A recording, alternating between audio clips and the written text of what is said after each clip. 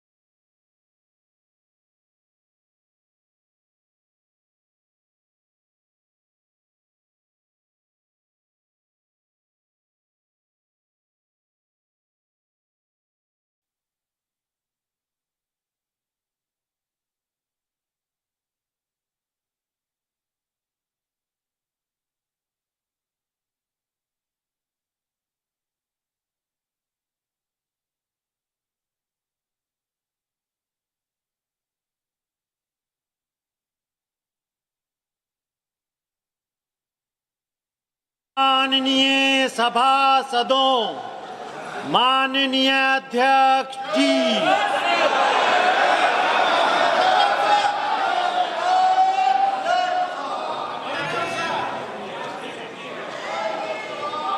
Item number 1, माननीय वित्त मंत्री श्रीमती निर्मला सीतारमन जी। Item number 1. Item number 1.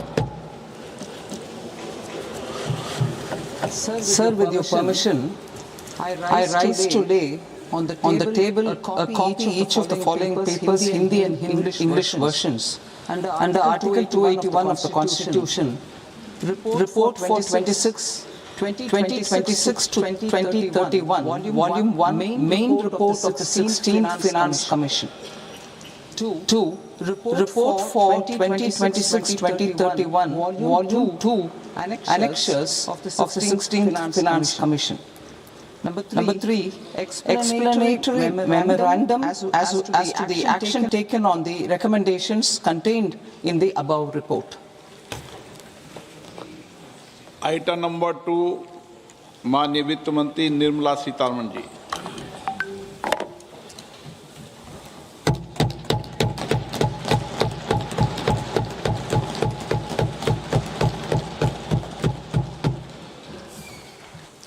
Honorable Speaker, sir, on the sacred occasion of Magh Purnima and the birth anniversary of Guru Ravidas, I present the budget for the year 2026-2027.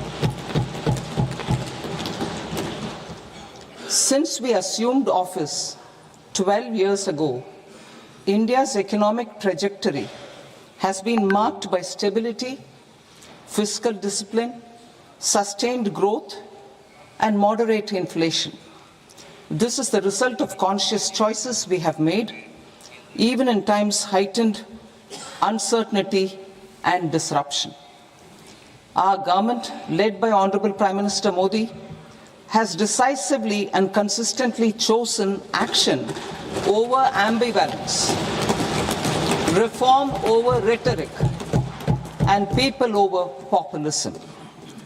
We have pursued far-reaching structural reforms, fiscal prudence and monetary stability, whilst maintaining a strong thrust on public investment. Keeping Atmanirbharta as a lodestar, we have built domestic manufacturing capacity, energy security, and reduced critical import dependencies. Simultaneously, we have ensured that citizens benefit from every action of the government, undertaking reforms to support employment generation, agricultural productivity, household purchasing power, and universal services to people. These measures have delivered a high growth rate of around 7% and helped us make substantial strides in poverty reduction and improvement in the lives of our people. Today, we face an external environment in which trade and multilateralism are imperiled and access to resources and supply chains are disrupted. New technologies are transforming production systems while sharply increasing demands on water, energy, and critical minerals. India will continue to take confident steps towards Vikasit Bharat, balancing ambition with inclusion. As a growing economy with expanding trade and capital needs, India must also remain deeply integrated with global markets, exporting more and attracting stable long-term investment.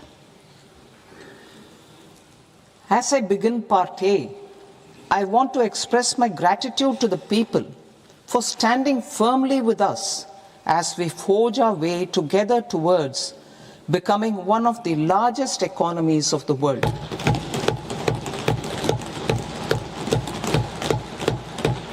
Our aim is to transform aspiration into achievement and potential into performance as we ensure that the dividends of growth reach every farmer, the scheduled caste, the scheduled tribes, the nomads, the youth, the poor, and the women. In Vikasit Bharat Young Leaders Dialogue 2026, several innovative ideas were shared with our Prime Minister, which have inspired many of the proposals, making this a unique Yuva Shakti-driven budget. Our government's sankalp is to focus on our poor, underprivileged, and the disadvantaged. To deliver on this sankalp, and given that this is the first budget prepared in Kartavya Bhavan, we are inspired by three Kartavya. Our first Kartavya is to accelerate and sustain economic growth by enhancing productivity and competitiveness and building resilience to volatile global dynamics. Our second Kartavya is to fulfill aspirations of our people and build their capacity, making them strong partners in India's path to prosperity. Our third Kartavya, aligned with our vision of Sabka Saath, Sabka Vikas, is to ensure that every family, community, region, and sector has access to resources, amenities, and opportunities for meaningful participation. This threefold approach requires a supportive ecosystem. The first requirement is to sustain the momentum of structural reforms, continuous, adaptive, and forward-looking. Second, a robust and resilient financial sector is central to mobilizing savings, allocating capital efficiently, and managing risks. Third, cutting-edge technologies, including AI applications, can serve us as force multipliers for better governance. Reform Express. Our government has undertaken comprehensive reforms towards creating employment, boosting productivity, and accelerating growth. After the Prime Minister's announcement on Independence Day in 2025, over 350 reforms have been rolled out. This includes GST simplification, notification of labor codes, and rationalization of mandatory quality control orders. High-level committees have been formed, and in parallel, the central government is working with the state governments on deregulation and reducing compliance requirements. The Reform Express is well on its way and will maintain its momentum to help us fulfill our Kartavya. I now move to specific proposals. Under our first Kartavya, to accelerate and sustain economic growth, I propose interventions in 6 areas. 1. Scaling up manufacturing in 7 strategic and frontier sectors. 2. Rejuvenating legacy industrial sectors. 3. Creating champion MSMEs. 4. Delivering a powerful push for infrastructure. 5. Ensuring long-term security and stability. And 6. Developing city economic regions. Scaling up of manufacturing in 7 strategic and frontier sectors. Biopharma Shakti, meaning biopharma strategy for health advancement through knowledge, technology, and innovation. India's disease burden is observed to be shifting towards non-communicable diseases like diabetes, cancer, and autoimmune disorders. Biologic medicines are key to longevity and quality of life at affordable costs. To develop India as a global biopharma manufacturing hub,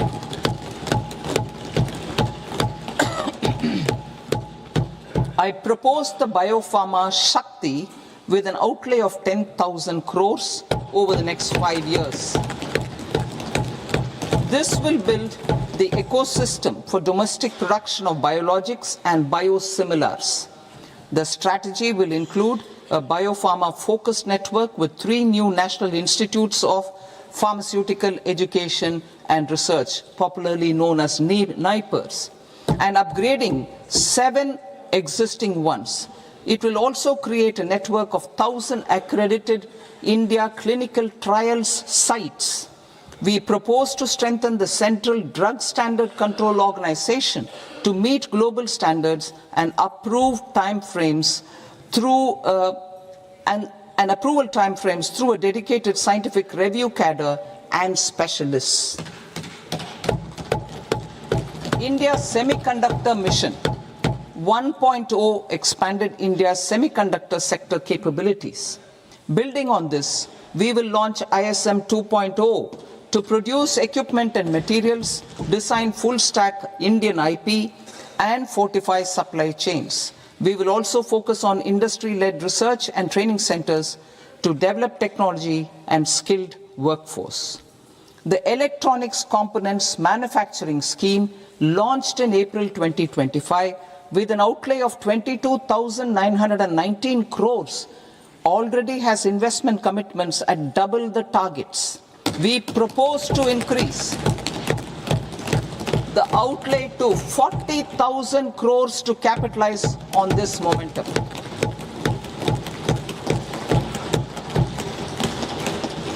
A scheme for rare earth permanent magnets was launched in 2025 November. We now propose to support the mineral-rich states of Odisha, Kerala, Andhra Pradesh and Tamil Nadu to establish dedicated rare earth corridors to promote mining, processing, research and manufacturing. To enhance domestic chemical production and reduce import dependency, we will launch a scheme to support states in establishing 3 dedicated chemical parks through challenge route on a cluster-based plug-and-play model. Strong capital goods.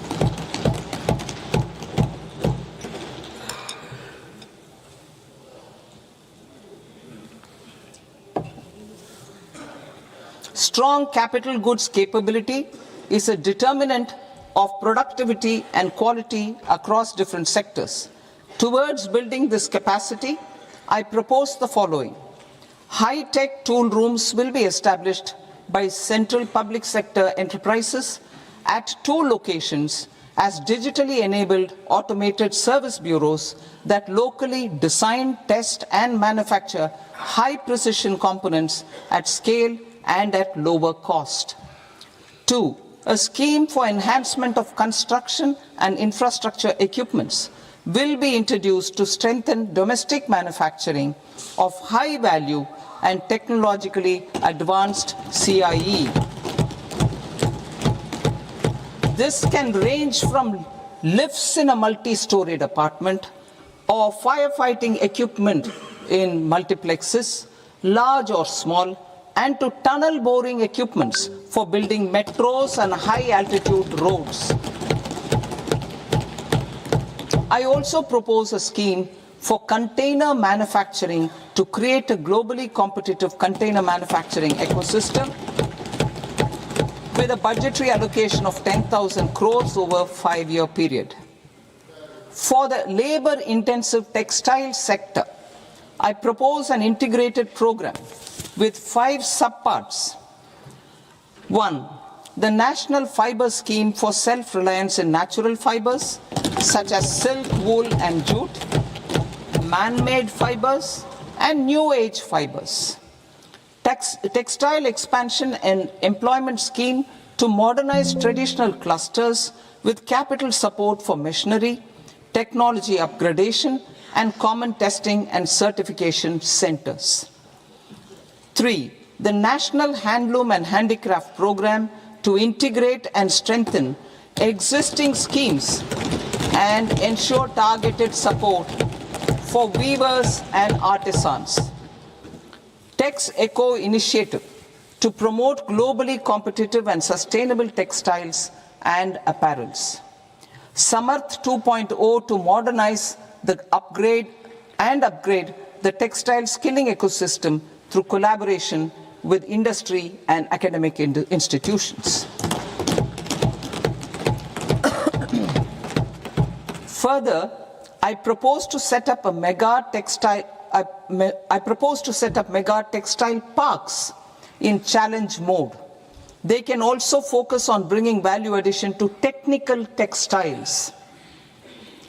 I propose to launch the Mahatma Gandhi Gram Swaraj initiative to strengthen khadi, handloom and handicrafts. This will help in global market linkage and branding. It will streamline and support training, skilling, quality of process and production. This will benefit our weavers, village industries, one district, one product ODOP initiative and also our rural youth. India has the potential to emerge as a global hub for high quality, affordable sports goods. I propose a dedicated initiative for sports goods that will promote manufacturing, research and innovation in equipment design as well as material sciences. Rejuvenation of legacy industrial clusters. I propose to introduce a scheme to revive 200 legacy industrial clusters to improve their cost competitiveness and efficiency through infrastructure and technology upgradation. Creating champion SMEs and supporting micro enterprises. Recognizing MSMEs as a vital engine of growth, I propose a three-pronged approach to help them grow as champions. Equity support. I propose to introduce a dedicated 10,000 crores SME growth fund to create future champions, incentivizing enterprises based on select criteria. I also propose to top up the Self-Reliant India Fund set up in 2021 with 2,000 crores to continue support to micro enterprises and maintain their access to risk capital. Liquidity support. With TREDS, more than 7 lakh crore has been made available to MSMEs. To leverage its full potential, I propose 4 measures. 1. Mandate TREDS as the transaction settlement platform for all purchases from MSMEs by CPSEs, serving as a benchmark for other corporates. 2. Introduce a credit guarantee support mechanism through CGTMSE for invoice discounting on TREDS platform. 3. Link GEM with TREDS for sharing information with financiers about government purchases from MSMEs, encouraging cheaper and quicker financing. 4. Introduce TREDS receivables as asset-backed securities, helping develop a secondary market, enhancing liquidity and settlement of transactions. Professional support. Government will facilitate professional institutions such as the ICAI, ICSI, ICMAI to design short-term modular courses and practical tools to develop a cadre of corporate mitras, especially in Tier 2 and Tier 3 towns. These accredited para-professionals will help MSMEs meet compliance requirements at affordable costs. Infrastructure. During this past decade, our government has undertaken several initiatives for large-scale enhancement of public infrastructure, including through new financing instruments such as Infrastructure Investment Trust (InvITs) and Real Estate Investment Trust (REITs), and institutions like NIIF and NABFID.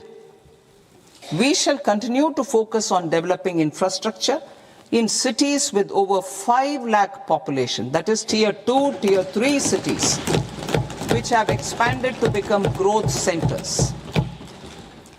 Public capital expenditure has increased manifold from 2 lakh crore in 2014-15 to an allocation of 11.2 lakh crore in BE 25-26. In this coming year, that is financial year 2026-27, I propose to increase it to 12.2 lakh crores to continue the momentum. To strengthen the confidence of private developers regarding risks during infrastructure development and construction phase, I propose to set up an infrastructure risk guarantee fund to provide prudentially calibrated partial credit guarantee to lenders. Over the years, REITs have emerged as a successful instrument for asset monetization. I propose to accelerate recycling of significant real estate assets of the CPSEs through the setting up of dedicated REITs. To promote environmentally sustainable movement of cargo, I propose to 1. Establish new dedicated freight corridors connecting Dankuni in the east to Surat in the west. Operationalize 20 new national waterways over the next 5 years. Starting with National Waterways 5 in Orissa to connect mineral-rich areas of Talcher and Angul and industrial centers like Kalinga Nagar to the ports of Paradeep and Dhamra. Training institutes will be set up as regional centers of excellence for development of required manpower for these waterways. This will benefit youth in the entire stretch of the waterways to train and acquire skills. Further, a ship repair ecosystem catering to inland waterways will also be set up at Varanasi and Patna. And C, launch a coastal cargo promotion scheme for incentivizing a modal shift from rail to road to increase the share of inland waterways and coastal shipping from 6% to 12% by 2047. To enhance last mile and remote connectivity and promote tourism, I propose to give incentives to indigenize manufacturing of seaplanes. A seaplane VGF scheme will be also introduced to provide support for operations. Carbon capture, utilization and storage. Aligning with the roadmap launched in December 2025, the carbon capture, utilization and storage technologies at scale will achieve higher readiness and in end-use application across 5 industrial sectors, including power, steel, cement, refineries, and chemicals. An outlay of 20,000 crore is proposed over the next 5 years for this purpose. City economic regions.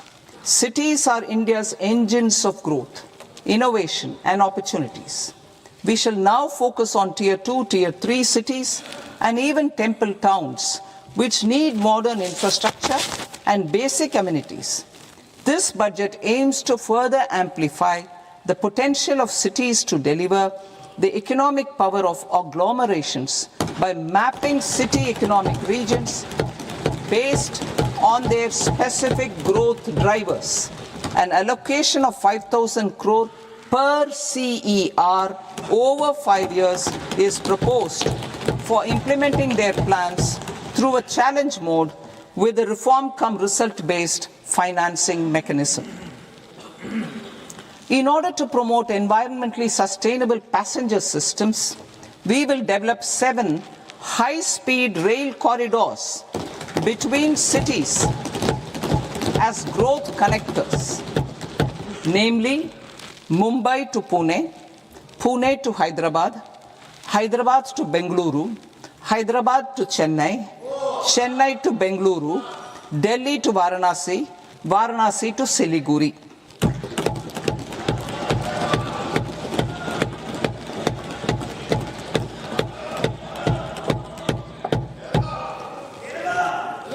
Financial sector.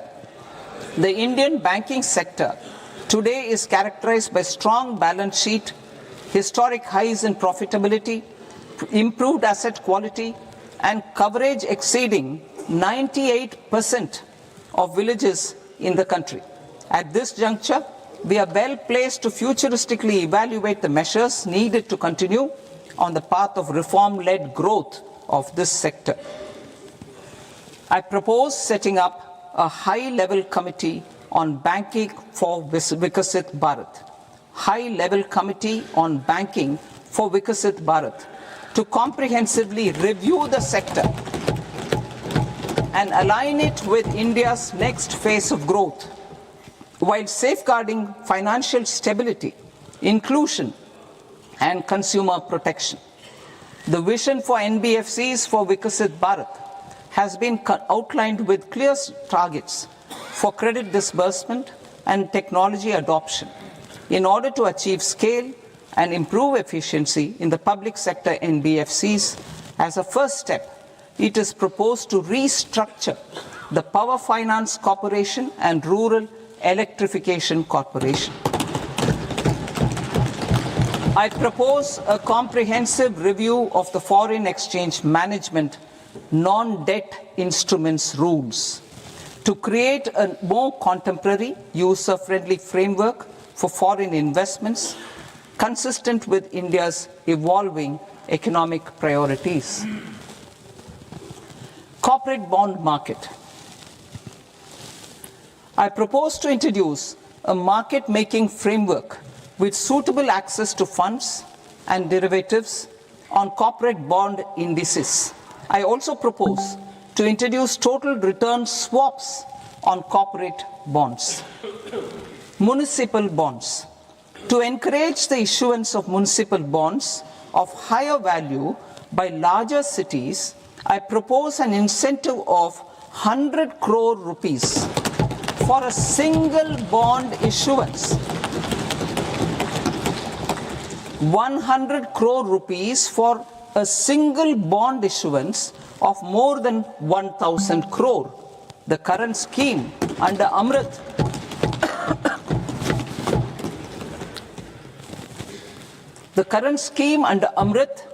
which incentivizes issuances up to 200 crores only, will also continue to support smaller and medium towns. That will also continue to support the smaller and medium towns. Ease of doing business. Individual persons resident outside India, PROI, will be permitted to invest in equity instruments of listed Indian companies through the portfolio investment scheme. It is also proposed to increase the investment limit for an individual PROI under the scheme from 5% to 10%, with an overall investment limit for all individual PROIs to 24% from the current 10%. Emerging technologies including AI. 21st century is technology driven. Adoption of technology is for the benefit of all people. Farmers in the field, women in STEM, youth keen to upskill, and Divyangjan to access newer opportunities. The government has taken several steps to support new technologies through AI Mission, National Quantum Mission, Anusandhan National Research Fund, and Research and Development and Innovation Fund. Our second kartavya is to fulfill aspirations and build capacities. Close to 25 crore individuals have come out of multi-dimensional poverty through a decade of our government's sustained and reform-oriented efforts.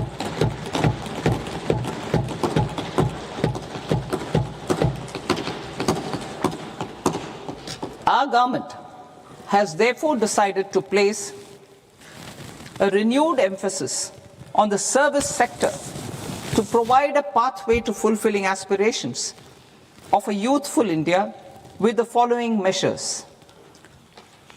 I propose to set up a high-powered Education to Employment and Enterprises Standing Committee to recommend measures that focus on services sector as a core driver of Viksit Bharat. This will make us a global leader in services with a 10% global share by 2047. The committee will prioritize areas to optimize the potential for growth, employment, and exports. They will also assess the impact of emerging technologies, including AI, on jobs and skill requirements and propose measures thereof. To create a range of skilled career pathways, a new range of skilled career pathways for our youth, I propose interventions in the following sectors. Health. Existing institutions for allied health professionals will be upgraded and new AHP institutions established in private and government sectors.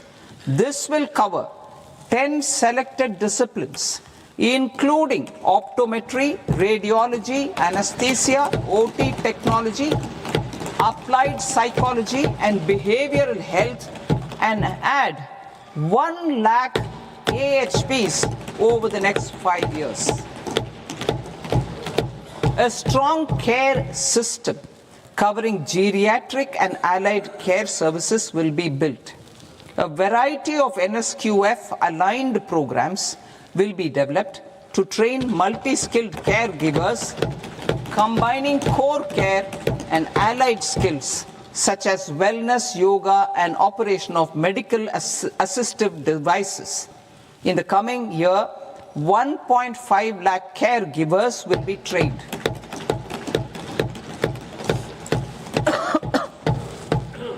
Hubs for medical value tourism.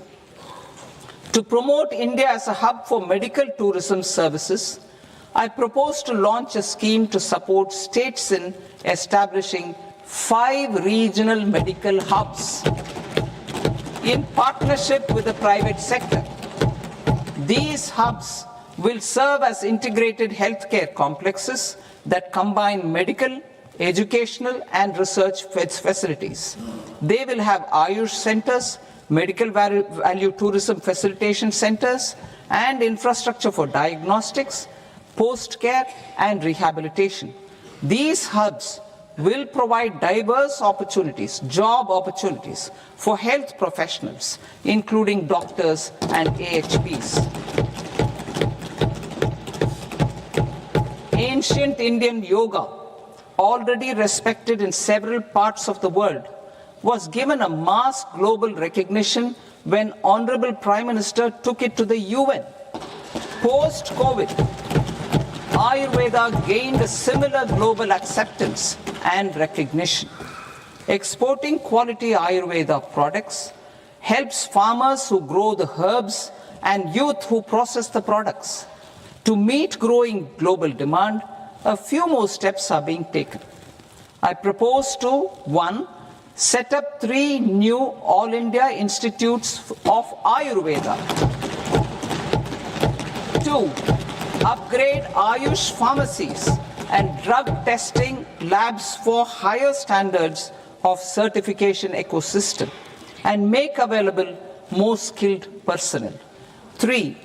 Upgrade the WHO Global Traditional Medicine Center in Jamnagar to bolster evidence-based research, training, and awareness for traditional medicine.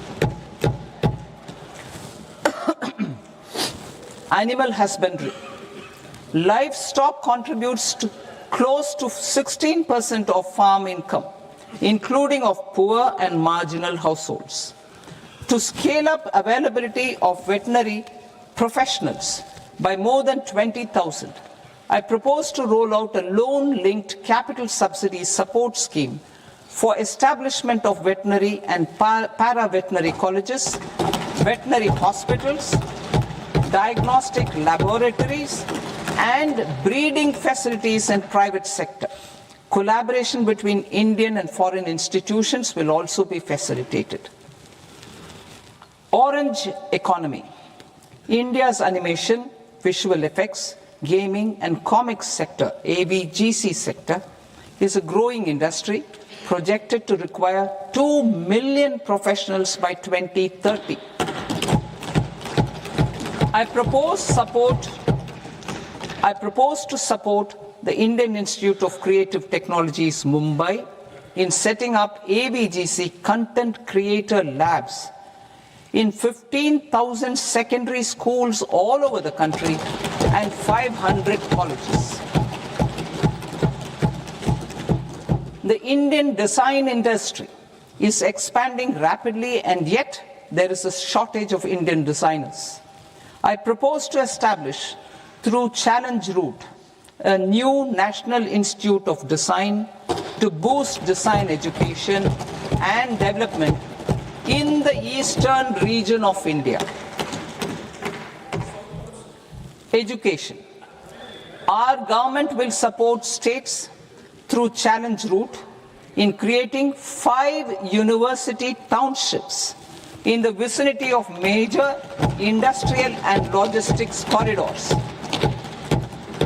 These planned academic zones will host multiple universities, colleges and research institutions, skill centers and residential complexes.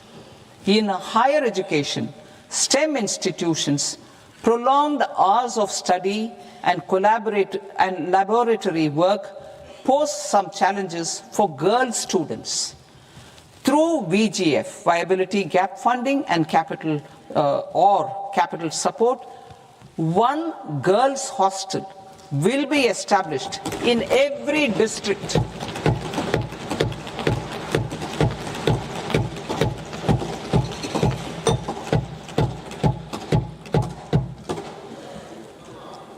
To promote astrophysics and astronomy via immersive experiences. 4 telescope infrastructure facilities will be set up or upgraded. The National Large Solar Telescope, the National Large Optical Infrared Telescope, the Himalayan Chandra Telescope, and the Cosmos 2 Planetarium. Tourism. The tourism sector has the potential to play a large role in the employment generation, forex earnings, and expanding the local economy. I propose to set up a National Institute of Hospitality by upgrading the existing National Council for Hotel Management and Catering Technology. It will function as a bridge between academia, industry, and government. I also propose a pilot scheme for upskilling 10,000 guides in 20 iconic tourist sites through a standardized, high-quality, 12-week training course in hybrid mode in collaboration with the Indian Institute of Management. A national destination digital knowledge grid will be established to digitally document all places of significance, cultural, spiritual, and heritage. This initiative will create a new ecosystem of jobs for local researchers, historians, content creators, and technology partners. India has the potential and opportunity to offer world-class trekking and hiking experience. We will develop ecologically sustainable mountain trails in Himachal Pradesh, Uttarakhand, and Jammu Kashmir. Also in Araku Valley in the Eastern Ghats and Podigai Malai in the Western Ghats. Turtle trails along key nesting sites in the coastal areas of Odisha Karnataka and Kerala. And 3, bird watching trails along the Pulikat Lake in Andhra Pradesh, Tamil Nadu. It's on the border. Under the visionary leadership of Honorable Prime Minister, we established the International Big Cat Alliance in 2024. This year, India is hosting the first ever Global Big Cat Summit, where heads of governments and ministers from 95 range countries will deliberate on collective strategies for conservation. Heritage and culture tourism. I propose to develop 15 archaeological sites, including Lothal, Dolavira, Rakhi-Gadi, Adichanallur, Saranath, Hastinapur, and Leh Palace into vibrant experiential cultural destinations. Excavated landscapes will be open to the public through curated walkways. Immersive storytelling skills and technologies will be introduced to help conservation labs, interpretation centers, and guides. The sports sector provides multiple means of employment, skilling, and job opportunities. Taking forward the systematic nurturing of sports talent, which is set in motion through the Khelo India program earlier, I propose to launch a Khelo India mission to transform the sports sector over the next decade. The mission will facilitate an integrated talent development pathway supported by training centers, which are foundational, intermediate, and elite levels. B, systematic development of coaches and support staff. C, integration of sports science and technology. D, competitions and leagues to promote sports culture and provide platforms. And E, development of sports infrastructure for training and competition. Our third Kartavya aligns with our vision of Sabka Saath, Sabka Vikas towards Vikasit Bharat. This requires targeted efforts for 1, increasing farmer incomes through productivity enhancement and entrepreneurship, with special attention to small and marginal farmers. B, empowering Divyangjan through access to livelihood opportunities, training, and high-quality assistive devices. C, empowering the vulnerable to access mental health and trauma care. D, focus on the Purvodaya states and the Northeast region to accelerate development and employment opportunities. Fisheries. We will undertake initiatives for integrated development of 500 reservoirs and Amrit Sarovars. 2, strengthen the fisheries value chain in coastal areas and enable market linkages involving startups and women-led groups together with fish farmer producer organizations. Animal husbandry.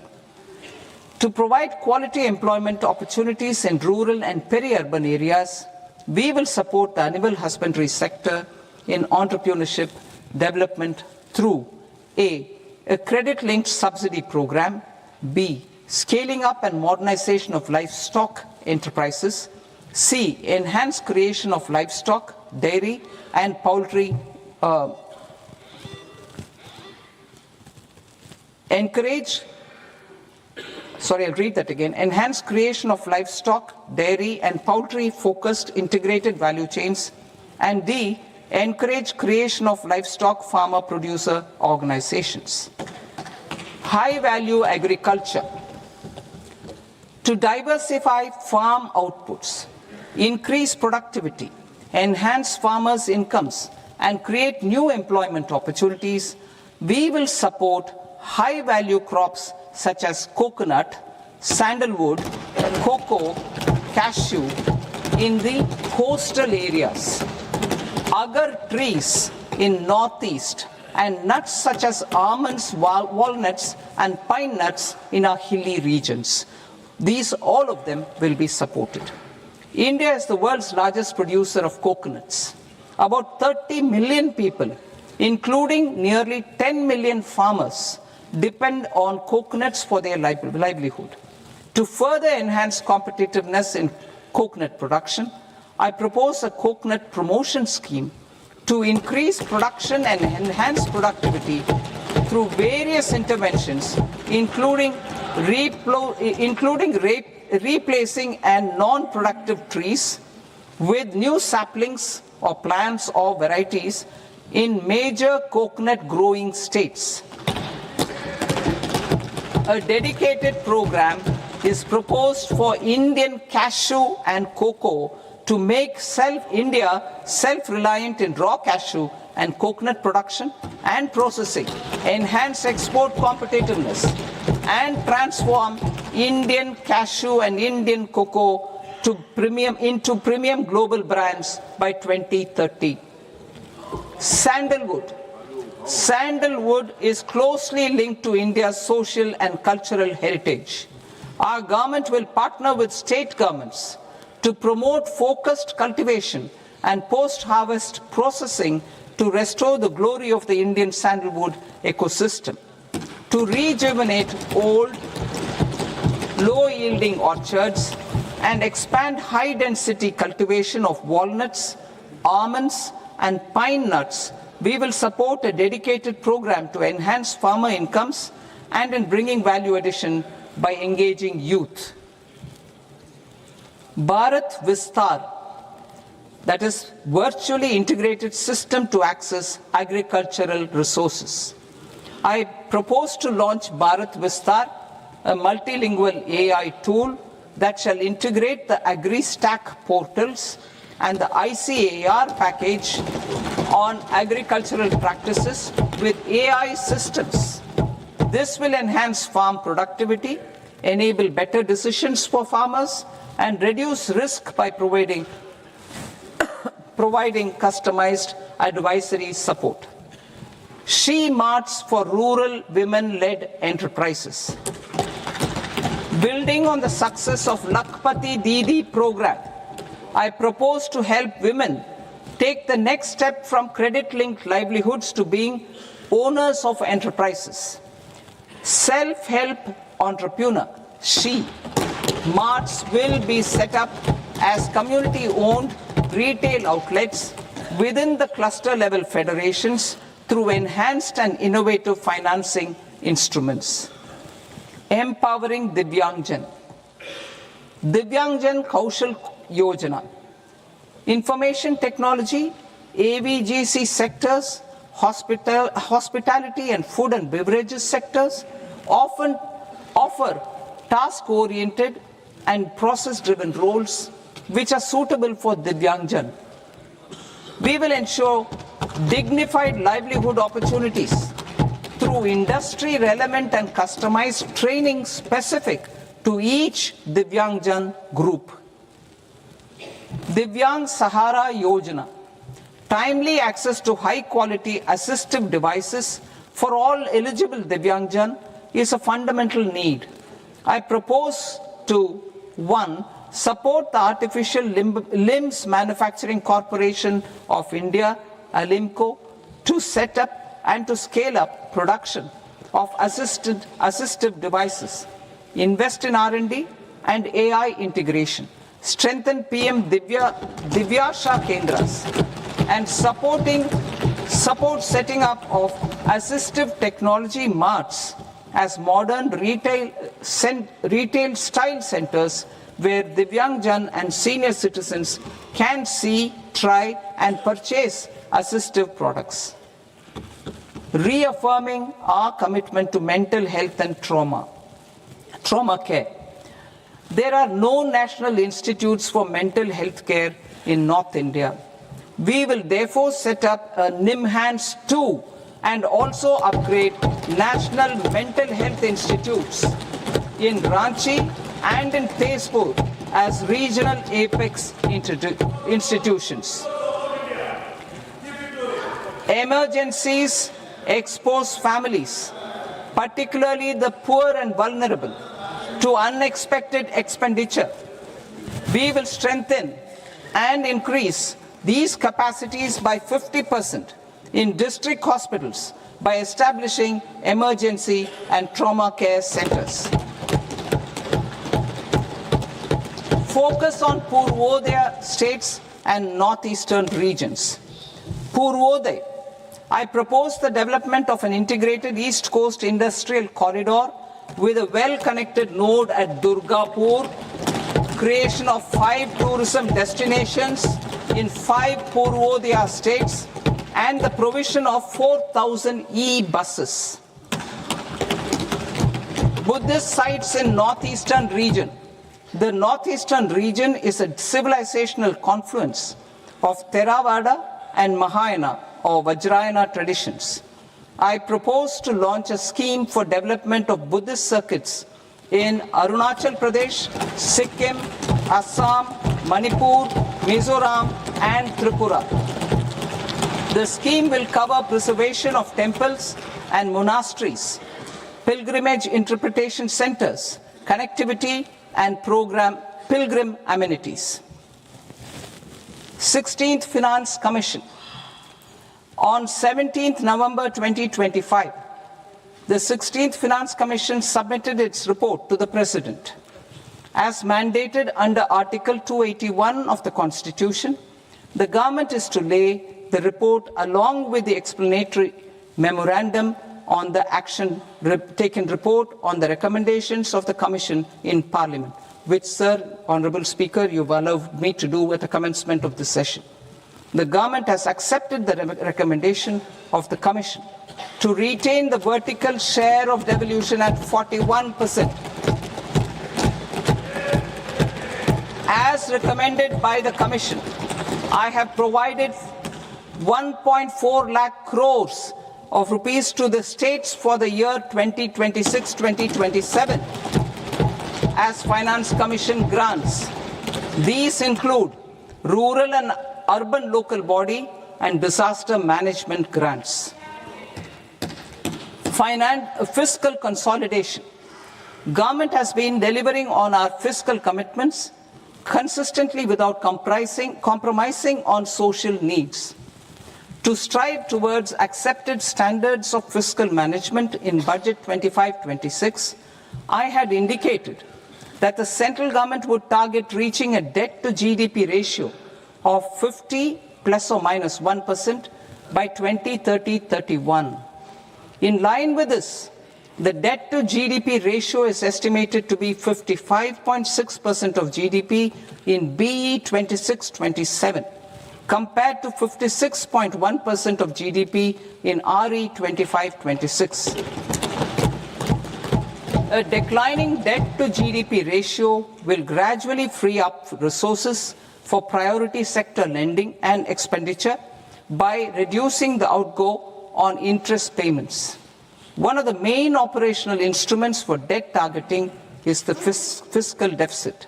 I am happy to inform this august House that I fulfilled my commitment made in 2021-2022 to reduce fiscal deficit below 4.5% of GDP by 25-26. In RE 25-26, the fiscal deficit has been estimated at par with BE of 2025-26 at 4.4% of GDP. In line with the new fiscal prudence path of debt consolidation, the fiscal deficit in BE 26-27 is estimated to be 4.3% of the GDP.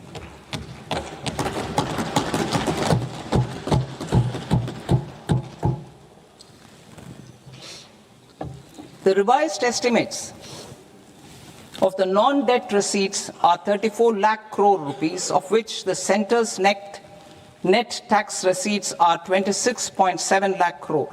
The revised estimate of the total expenditure is 49.6 lakh crore rupees, of which the capital expenditure is about 11 lakh crores.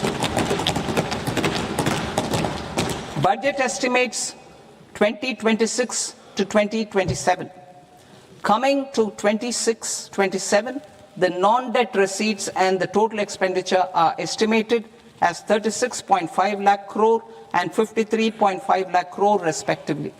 The centre's net tax receipts are estimated at 28.7 lakh crore rupees. To finance the fiscal deficit, the net market borrowings from dated securities are estimated at 11.7 lakh crore rupees. The balance financing is expected to come from small savings and other sources.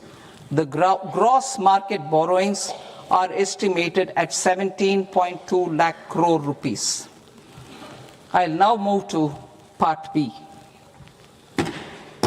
Part B, direct taxes.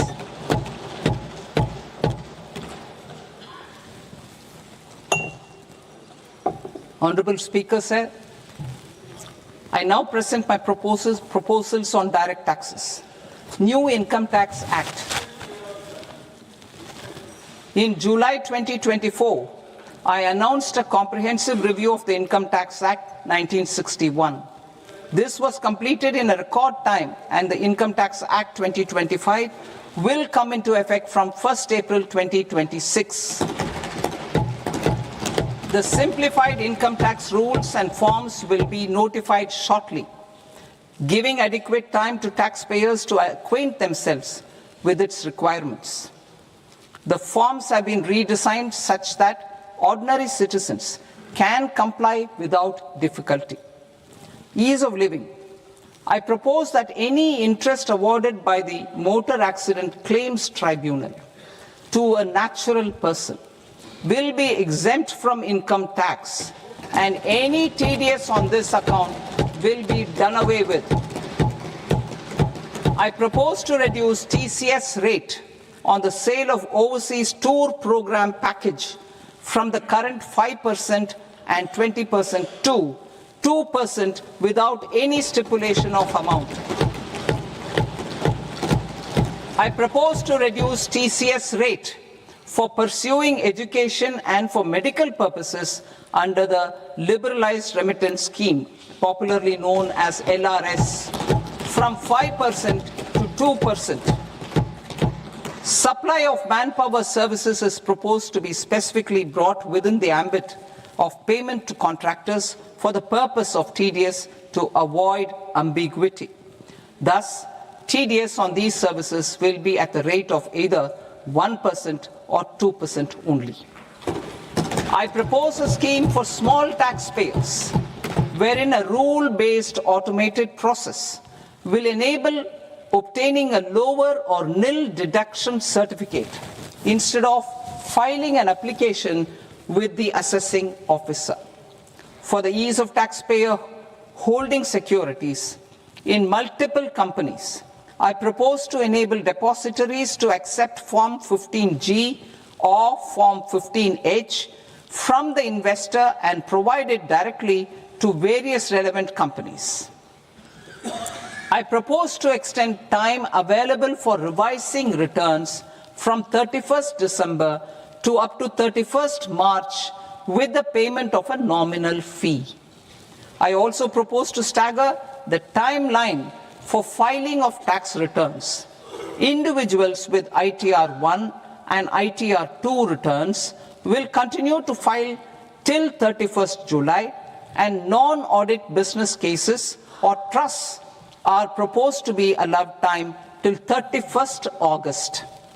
TDS on sale of immovable property by a non-resident is proposed to be deducted and deposited through resident buyers and his or her PAN-based challan instead of requiring a TAN, which is a temporary accounting number. To address practical issues of small taxpayers like students, young professionals, tech employees, relocated NRIs, and such others, I propose to introduce a one-time 6-month foreign asset disclosure scheme for these taxpayers to disclose income or assets below a certain size. This scheme would be applicable for two categories of taxpayers, namely A, who did not disclose their overseas income or assets, and B, who disclosed their overseas income and or paid due tax but could not declare the asset acquired. For category A, the limit of undisclosed income or asset is proposed to be up to 1 crore rupees. They need to pay 30% of fair market value of asset or 30% of undisclosed income as tax and 30% as additional income tax in lieu of penalty and would thereby get immunity from prosecution. For category B, asset value is proposed to be up to 5 crore rupees. Here, immunity from both penalty and prosecution will be available with a payment of fee of 1 lakh rupees. Rationalizing penalty and prosecution. Multiplicity of proceedings are hindrance to the ease of doing business. I propose to integrate assessment and penalty proceedings by way of a common order for both. There will be no interest liability on the taxpayer on the penalty amount for the period of appeal before the first appellate authority, irrespective of the outcome of appeal process. Further, quantum of prepayment is being reduced from 20% to 10% and will continue to be calculated only on core tax demand. As an additional measure for reducing litigation, I propose to allow taxpayers to update their returns even after reassessment proceedings have been initiated and an additional 10% tax rate over and above the rate applicable for the relevant year. The assessing officer will then use only this updated return in his proceedings. There is already a framework for immunity from penalty and prosecution in the cases of underreporting. I propose to apply this framework for immunity to misreporting too. However, in such a case, the taxpayer will need to pay 100% of the tax amount as an additional income tax over and above the tax and interest due. Penalties for certain technical defaults, such as failure to get accounts audited, non-furnishing of transfer pricing audit report, and default in furnishing statement for financial transactions are proposed to be converted into fee.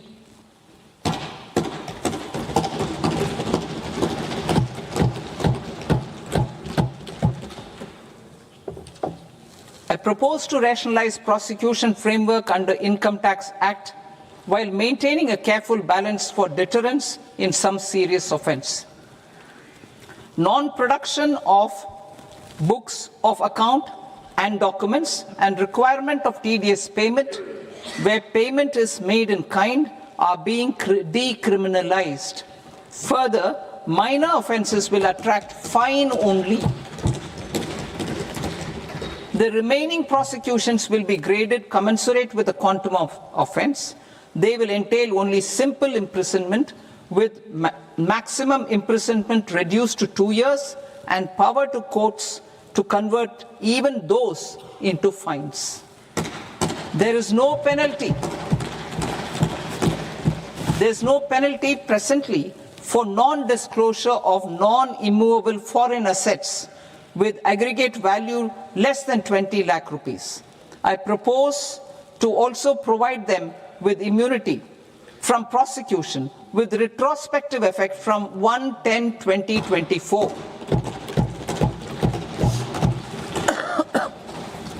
Cooperatives.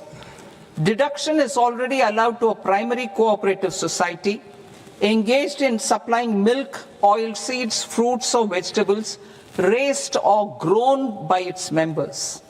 I propose to extend this deduction to also include supply of cattle feed and cotton seed produced by its members.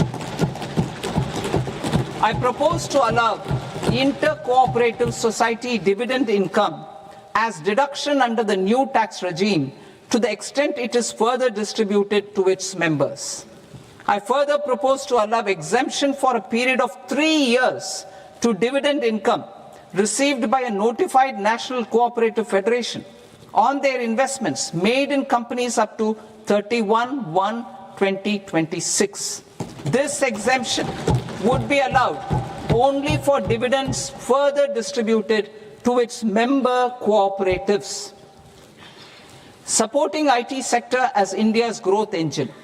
India is a global leader in software development services, IT-enabled services, knowledge process outsourcing services, and contract R&D services relating to software development. These businesses and their segments are quite interconnected with each other. All these services are proposed to be clubbed under a single category of information technology services with a common safe harbor margin of 15.5% applicable to all. The threshold for availing safe harbor for IT services is being enhanced substantially from 300 crore rupees to 2,000 crore rupees. Safe harbor for IT services shall be approved by an automated rule-driven process without any need for tax officer to examine and accept the application. Once applied by an IT services company, the same safe harbor can be continued for a period of 5 years at a stretch at its choice. For IT services companies who want to conclude advanced pricing agreement, APA, I propose to fast-track unilateral APA process for IT services and endeavor to conclude it within a period of 2 years. The period of 2 years can be extended by a further period of 6 months on taxpayers' request. I propose to extend the facility of modified returns available to the entity entering APA to its associated entities also. Attracting global business and investment. Recognizing the need to enable critical infrastructure and boost investment in data centers, I propose to provide tax holiday till 2047 to any foreign company that provides cloud services to customers globally by using data center services from India. It will, however, need to provide services to Indian customers through an Indian reseller entity. I also propose to provide a safe harbor of 15% on cost in case the company providing data center services from India is a related entity. To harness the efficiency of just-in-time logistics for electronic manufacturing, I propose to provide safe harbor to non-residents for component warehousing in a bonded warehouse at a profit margin of 2% of the invoice value. The resultant tax of about 0.7% will be much lower than in competing jurisdictions. To provide fillip to toll manufacturing in India, I propose to provide exemption from income tax for 5 years to any non-resident who provides capital goods, equipment, or tooling to any toll manufacturer in a bonded zone. To encourage vast pool of global talent to work in India for a longer period of time, I propose to provide exemption to global, non-India sourced income of a non-resident expert for a stay period of 5 years under notified schemes. I propose to provide exemption from minimum alternate tax, the MAT, to all non-residents who pay tax on presumptive basis. Tax administration. I propose to constitute a joint committee of Ministry of Corporate Affairs and Central Board of Direct Taxes for incorporating the requirements of income computation and disclosure standards, the ICDS, in the Indian Accounting Standards IND AS itself. Separate accounting requirement based on ICDS will be done away with from the tax year 27-28. To support Prime Minister Modi's vision of homegrown accounting and advisory firms to become global leaders, I propose to rationalize the definition of accountant for the purposes of safe harbor rules. Other tax proposals. Change in taxation of buyback was brought in to address the improper use of buyback route by promoters. In the interest of minority shareholders, I propose to tax buyback for all types of shareholders as capital gains.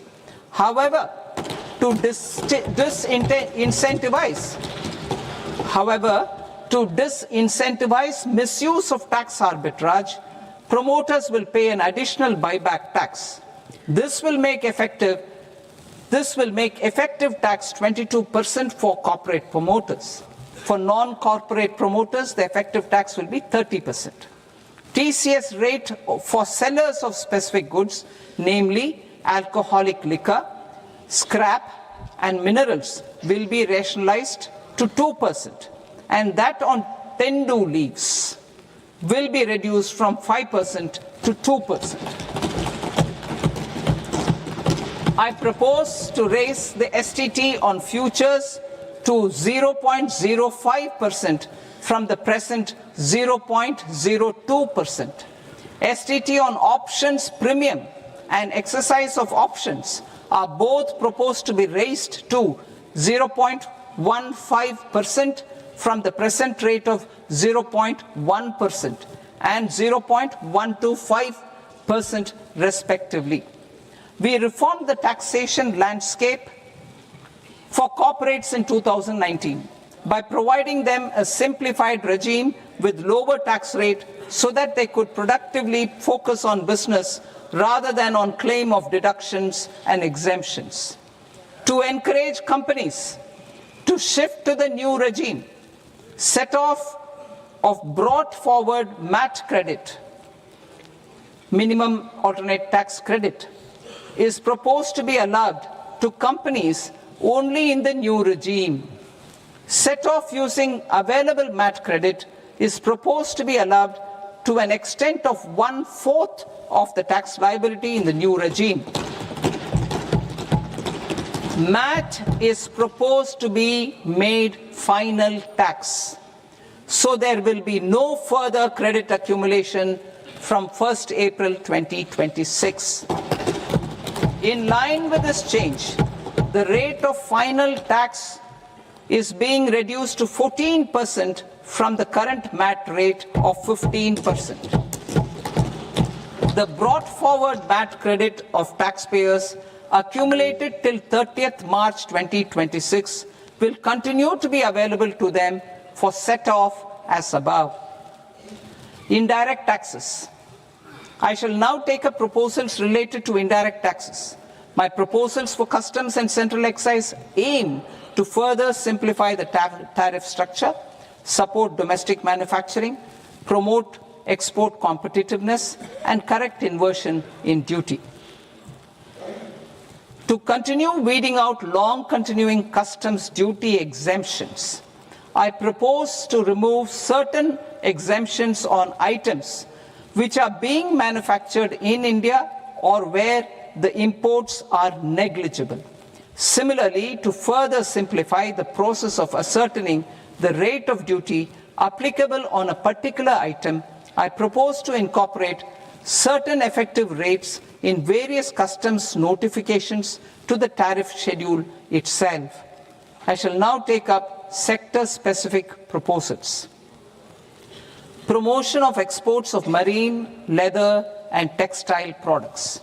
I propose to increase the limit for duty-free imports of specified inputs used for processing seafoods for export from the current 1% to 3% of FOB value of the previous year's export turnover.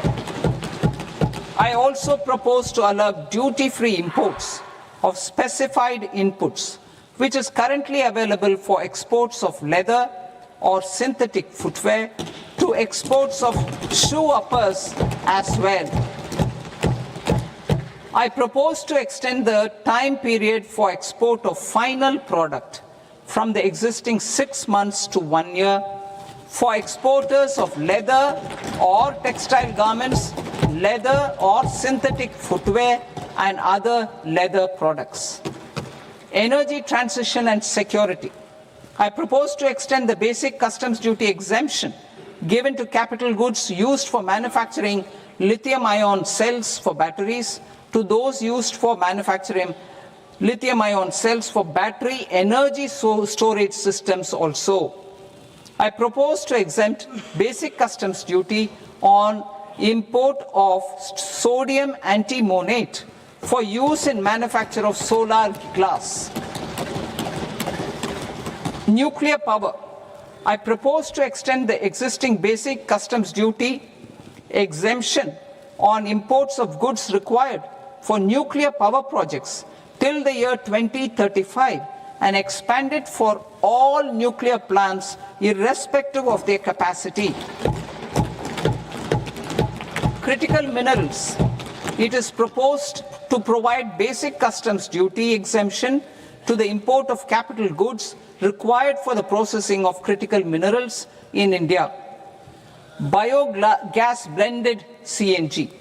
I propose to exclude the entire value of biogas while calculating the central excise duty payable on biogas blended CNG. Civil and defense aviation. I propose to exempt basic customs duty on components and parts required for the manufacture of civilian training and other aircrafts.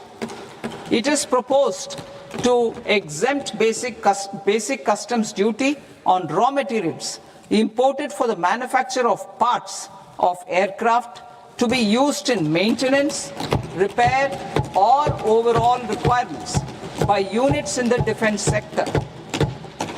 Electronics. To deepen value addition in the consumer electronics sector, I propose to exempt basic customs duty on specified parts used in the manufacture of microwave ovens. Special economic zone.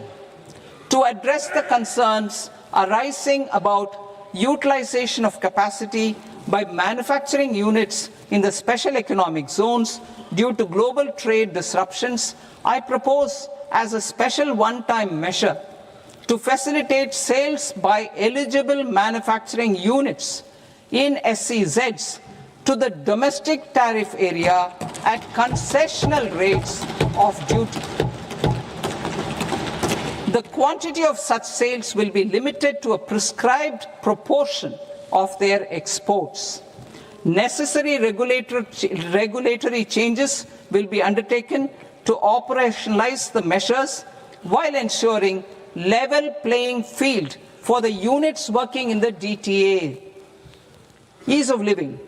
To rationalize the customs duty structure for goods imported for personal use, I propose to reduce the tariff rate on all dutiable goods imported for personal use from 20% to 10%. To provide relief to patients, particularly those suffering from cancer, I propose to exempt basic customs duty on 17 drugs or medicines. I propose also to add 7 more rare diseases for the purposes of exempting import duties on personal imports of drugs, medicines, and food for special medical purposes used in their treatment. Customs process. India's role and share in the global trade is poised for a major leap in line with our ambition and journey towards Vikasit Bharat. In this regard, I propose many measures for custom processes to have minimal intervention for smoother and faster movement of goods and greater certainty to the trade. Trust-based systems. I propose to enhance duty deferral period for Tier 2 and Tier 3 authorized economic operators, known as AEOs, from 15 days to 30 days. I propose to provide eligible manufacturer importers the same duty deferral facility. This should encourage them to get themselves accredited as a full-fledged Tier 3 AEO in due course. To provide greater certainty and for better business planning, I propose to extend validity period of advance ruling binding on customs from the present 3 years to 5 years. In the spirit of the whole of government approach,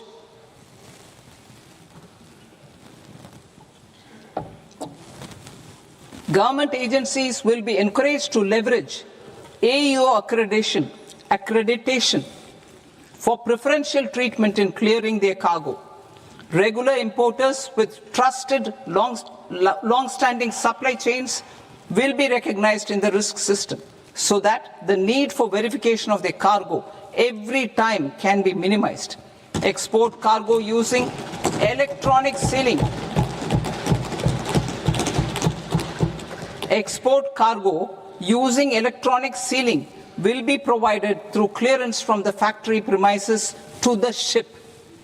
For import of goods not needing any compliance, filing of bill of entry by a trusted importer and arrival of goods will automatically notify customs for completing their clearance formalities. This will enable goods to be released immediately on arrival.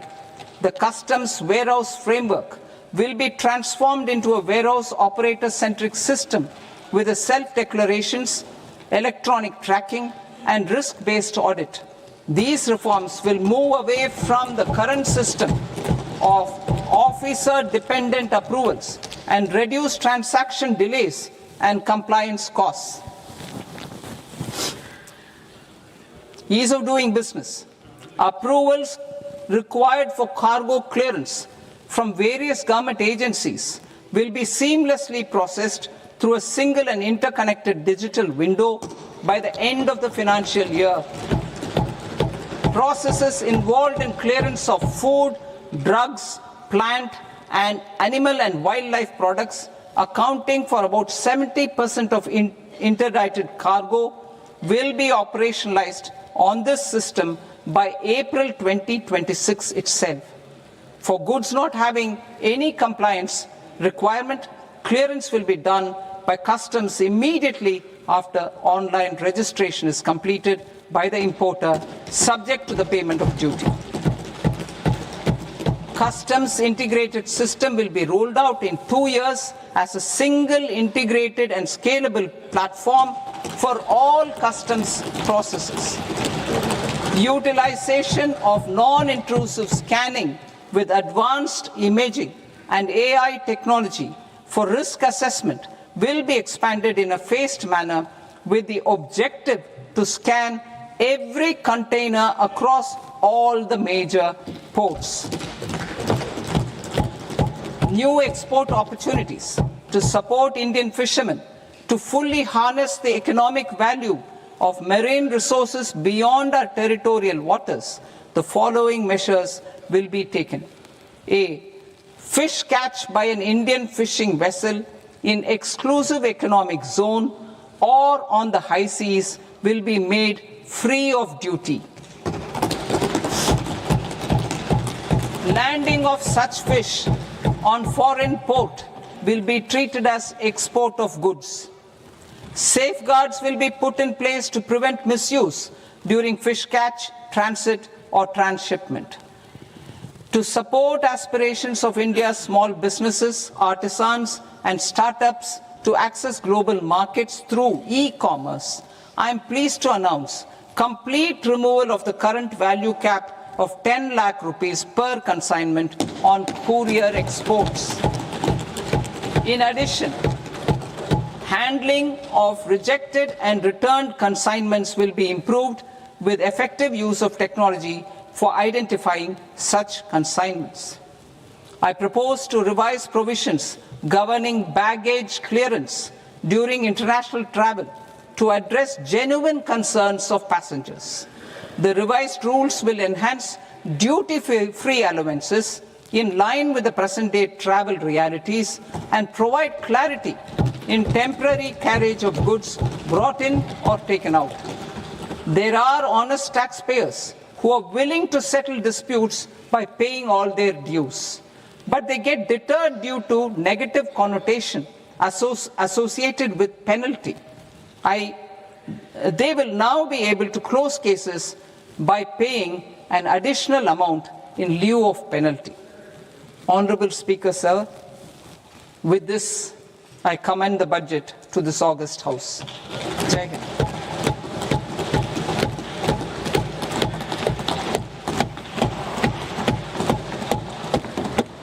One and a half hours. Item number 3 माननीय वित्त मंत्री जी।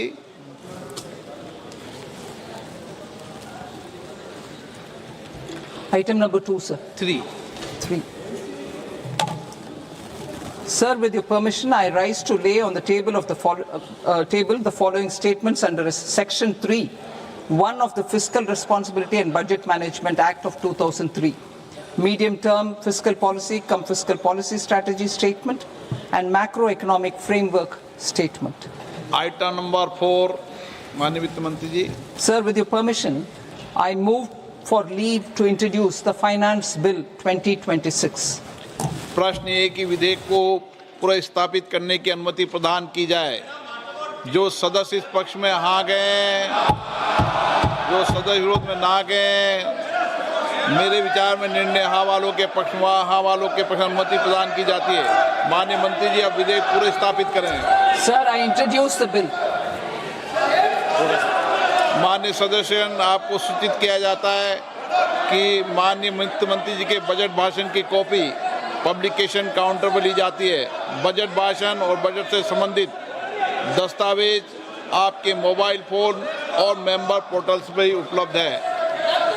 सभा की कार्रवाई कल सोमवार दिनांक 2 फरवरी 2026 को प्राप्त 11 बजे तक के लिए स्थगित की जाती है।